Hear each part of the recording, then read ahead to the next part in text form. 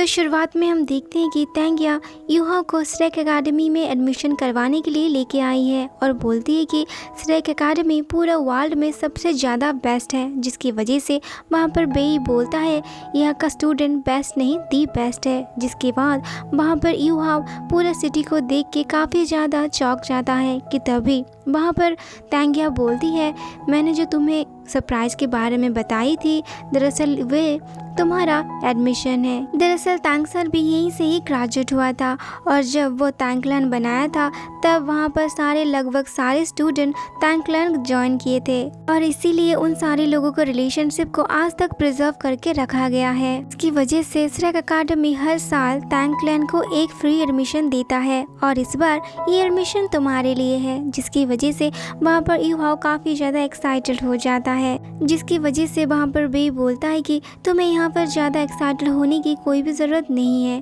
क्योंकि हर 3 महीनों में श्रेक एकेडमी अपनी न्यू स्टूडेंट की एग्ज़ाम लेता है और अगर वहाँ पर तुम अच्छे से नहीं कर पाए तो तुम्हें इस एकेडमी से निकाल दिया जाएगा। इसीलिए तुम्हें इस चीज़ का ध्यान रखना पड़ेगा।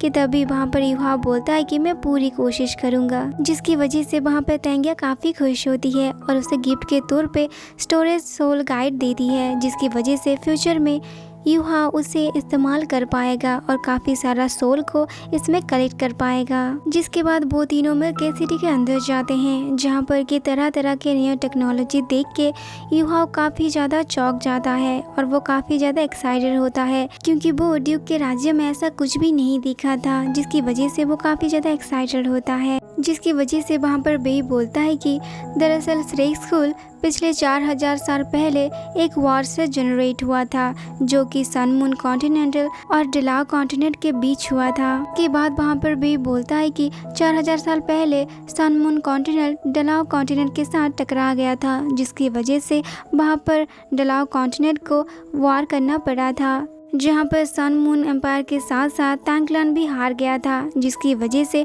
वहाँ पर तैंगिया बोलती है कि ऐसा नहीं है कि तांगक्लान के पास काफ़ी ताकतवर हथियार नहीं है, क्योंकि तांगक्लान के पास काफ़ी सारा ऐसा हिडन वेपन्स है जो कि कई बार गॉड को भी डरा देता है। और ये बात सुन के वहाँ पर यूहाओ काफ़ी ज़्यादा एक्साइटेड हो जाता है। कि तभी वहाँ पर बेई बोलता है कि जब बैटल चल रहा था ठीक टाइम पे श्रेक एकेडमी की मास्टर भी आ जाते हैं और उनके साथ 60 प्रकार के सोल मास्टर भी आए होते हैं, जिसकी वजह से काफ़ी आसानी से हम बाजी पलट लेते हैं और इसी के साथ साथ हम वो वार जीत जाते हैं। जिसके बाद से श्रेक एकेडमी पूरा इंडिपेंडेंट है, वो किसी की बातों में भी नहीं चलता है।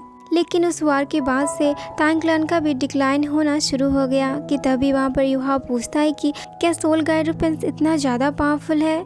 इसमें बेई बोलता है कि वैसे तो हमारे मास्टर सोल गाइड वेपन को रिजेक्ट कर दिया था, क्योंकि उन्होंने सोचा था कि सोल गाइड वेपन्स उनका पावर का हिस्सा नहीं है। पर तभी वहाँ पर यूहा पूछता है कि आखिर ये क्या चीज़ है, जिसकी वजह से वहाँ पर बेई बोलता है कि दरअसल ये सोल पावर से चलने वाला इंस्ट्रूमेंट है। जिसके बाद बेई बोलता है कि सोल पावर को सोल गाइड के द्वारा उसे कन्वर्ट और रिलीज करा जा सकता है और यही एक वजह है कि इसे काफ़ी तरह के एलिमेंट्स से बदला जा सकता है। जिसकी वजह से वहाँ पर यूहा पूछता है कि क्या इतने आसानी से सारे लोग इस चीज़ को इतनी आसानी से एक्सेप्ट कर रहे हैं। पर तभी बेई बोलता है कि ज़्यादातर लोगों के पास काफ़ी कम पावर वाला सोल गाइड होता है, जिसकी वजह से वो सारे लोग चाहते हैं कि इस सोल पावर की वजह से वो अपनी ज़िंदगी को बेहतर बनाएं और इसी के साथ साथ वो सारे लोग श्रेक एकेडमी के सामने पहुंच जाते हैं। इसकी वजह से वहाँ पर गार्ड बोलता है कि आप तो यहाँ पर वापस आ गए। पर तभी वहाँ पर बेई बोलता है कि मैं यहाँ पर यूहाओ का रजिस्ट्रेशन करवाने आया हूँ। जिसके बाद वो सारे लोग मिलके श्रेक एकेडमी के अंदर चले जाते हैं, जहाँ पर कि बेई यूहाओ को पहले श्रेक 7 डेविल के बारे में बताता है, जो कि श्रेक एकेडमी की मेन ग्लोरी को बनाए थे। जिसकी वजह से वहाँ पर यूहाओ काफ़ी ज़्यादा शौक हो जाता है और आखिर में वो तीनों एक जगह पे आके रुकते हैं, जहाँ पर कि बेई बताता है ये तांगसन के स्टैचू है, जो कि गॉड ऑफ हसल हैं और वो काफ़ी ज़्यादा पावरफुल भी थे। जिसके बाद वो सब लोग मिलके तांगसन एकेडमी के अंदर चले जाते हैं, जहाँ पर कि बेई 3 स्टैचू को दिखाता है। और बोलता है कि इनमें से जो मिल्ड में हैं वो दरअसल मेरे पूर्वज हैं, जिनको कि यूसीओ गैंग मास्टर के नाम पे जाना जाता है। और इसी के साथ वहाँ पर लियू वर्मन के बारे में बेई बताता है, जो कि उनकी बीबी है। और इसी के साथ वो लास्ट में फ्रेंडर को दिखाता है, जो कि श्रेक स्कूल का पहला डीन था। और इसी के साथ उन तीनों को गोल्डन आयरन ट्रायंगल के नाम पे जाना जाता है। कि तभी वहाँ पर बेई बोलता है कि अब हमें यहाँ से अलग होना पड़ेगा, क्योंकि यहाँ की लेफ्ट साइड में मार्शल सोल ब्रांच है, तो तभी दूसरी तरफ सोल गाइडेंस ब्रांच है। और इसी तरह से श्रेक स्कूल में 2 ब्रांच है। जिसके बाद वहाँ पर बेई बताता है कि दरअसल श्रेक स्कूल को 2 पार्टों में डिवाइड करा गया है। इनमें से पहला वाला है द इनर कोर्टयार्ड एंड दूसरा वाला है द आउटर कोर्टयार्ड।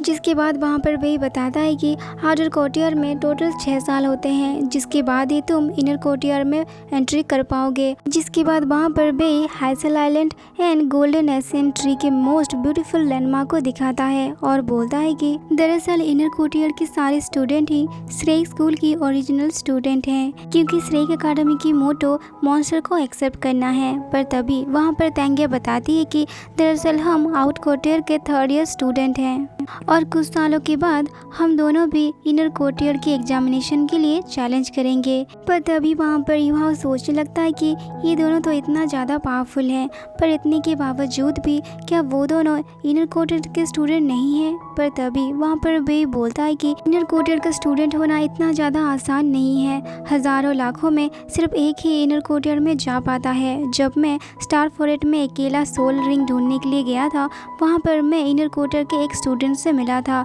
जो कि बिना कोई हथियार से उन सारे बीस्ट को मार रहे थे। और वो एक बीस्ट को तो जिंदा यहाँ पर ले आए थे, क्योंकि उनका टास्क ही वही था। जिसके बाद वहाँ पर बेई युहा को सोल गाइडर इंस्टीट्यूट को दिखाता है, जिसको देख के वहाँ पर युहा काफ़ी ज़्यादा शौक हो जाता है। जिसके बाद हम देखते हैं कि बेई युहा का यूनिफॉर्म भी कलेक्ट कर चुका था। जिसके बाद वहाँ पर उसे वो यूनिफॉर्म दे देता है और बोलता है कि 3 दिनों में तुम्हारा सेमेस्टर स्टार्ट हो जाएगा, जिसकी वजह से तुम्हें अभी प्रैक्टिस करना पड़ेगा। और मैंने 1 ईयर का तुम्हारा ट्यूशन फ़ी भी दे दिया है। वहाँ पर ज़्यादा तो कुछ मॉन्स्टर नहीं है, पर वहाँ पर कुछ मॉन्स्टर टीचर्स ज़रूर हैं, जिसकी वजह से वहाँ पर युहा उससे शुक्रिया बोलता है। जिसके बाद वहाँ से युहा अपना रूम खोजने के लिए वहाँ से निकल जाता है। जिसके बाद वहाँ पर युहा अपनी एक सीनियर से पूछता है कि क्या आप मुझे 201 का रास्ता बता सकते हैं, जिसकी वजह से वो बूढ़ा आदमी उसे 2nd फ्लोर में जाने के लिए बोलते हैं। जिसके बाद वहाँ पर युहा उन्हें शुक्रिया बोलता है और हम देखते हैं कि दरअसल युहा का कमरा तो काफ़ी ज़्यादा फैसिनेटिंग है, जो कि काफ़ी ज़्यादा बेहतर है। जिसके बाद हम वहाँ पर देखते हैं कि युहा स्वान टियान स्ट्राइक को प्रैक्टिस करने के लिए आ जाता है, क्योंकि बेई ने उसे बताया था ये बेस्ट कल्टीवेशन प्रैक्टिस का जरिया है। पर तभी ये देख के वहाँ पर टियानमेन बोलता है ये स्किल तो काफ़ी ज़्यादा बेहतर है और ये तुम पे सूट भी करता है। इसकी वजह से तुम्हारा फिजिकल कंडीशन भी धीरे धीरे काफ़ी ज़्यादा बेहतर होता जाएगा